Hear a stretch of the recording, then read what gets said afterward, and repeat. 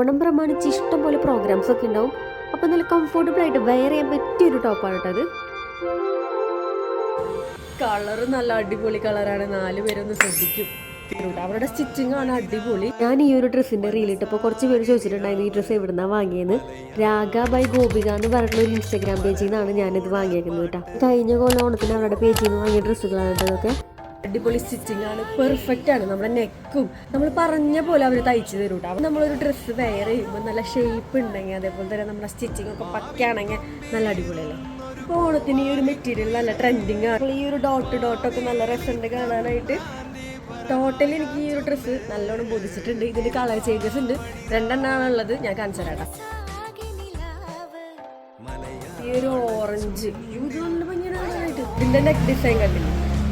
ഞാൻ ഈ ഒരു ഡ്രസ്സ് വെയർ ചെയ്തിട്ടുള്ള ഫോട്ടോ ഇവിടെ കൊടുക്കാം. അതേപോലെ തന്നെ പഫാണ് സ്ലീവ് വന്നിട്ട്. അപ്പം നിങ്ങൾക്ക് ഈ 3 ഡ്രസ്സിൽ ഏത് ഡ്രസ്സാണ് ഇഷ്ടപ്പെട്ടത് കമൻറ്റ് ചെയ്യാൻ മറക്കണ്ട. അപ്പോൾ ബൈ.